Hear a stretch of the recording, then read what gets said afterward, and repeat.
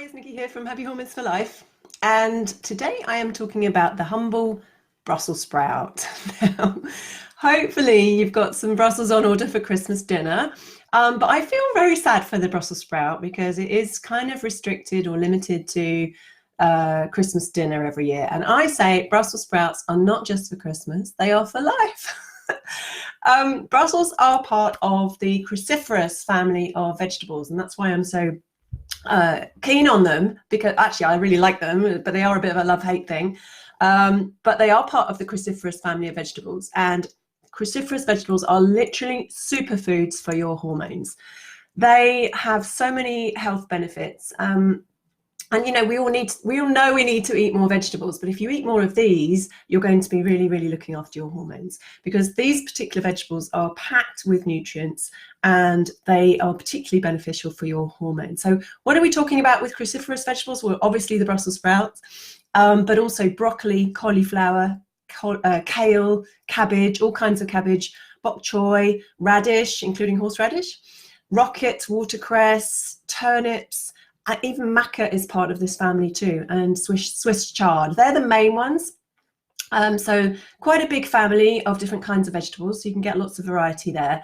But their nutrient profile is what makes them really special. So not only are they loaded with fiber, we know fiber is really, really important for us. In fact, 100 calories worth of cruciferous vegetables, so about 5% of a daily diet, provides around 25 to 40% of your daily fiber requirements. So they are literally packed with fiber. And we know fiber is really good for us, gets our bowels moving, but also keeps us full and feeds our good gut bacteria. So fiber is really, really good for us. We know that.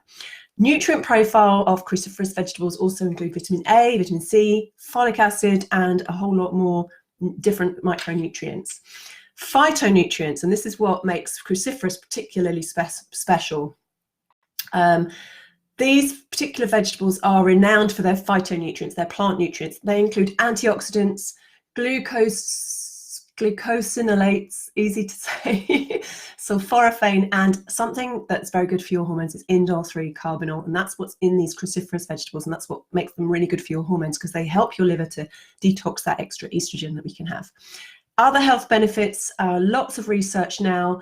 Cruciferous are dominating the research on vegetables for their phytonutrients. So particularly things like cancer. So many studies have found a link between cruciferous vegetables and protection against certain cancers, including breast, endometrium, cervical, lung, colon, liver, and prostate particularly.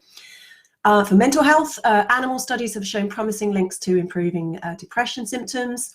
For heart health, research is showing that sulforaphane particularly helps to reduce inflammation of the arterial walls and reduce hypertension.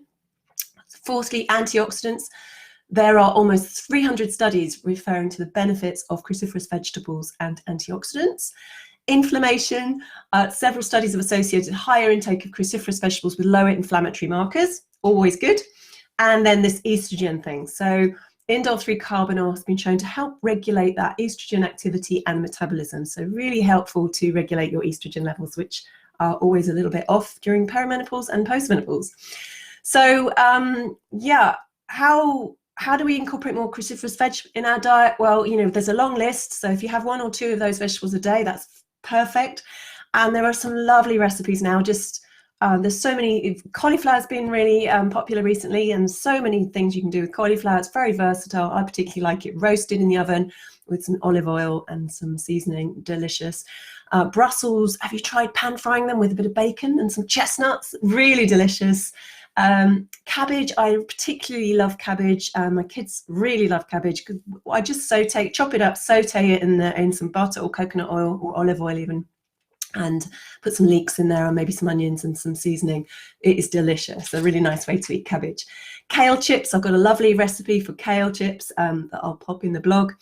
And you know, with maca, you can throw maca into smoothies and it tastes amazing. So lots of different ways to eat cruciferous.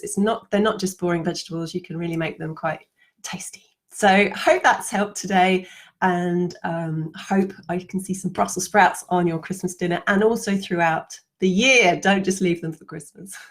Take care.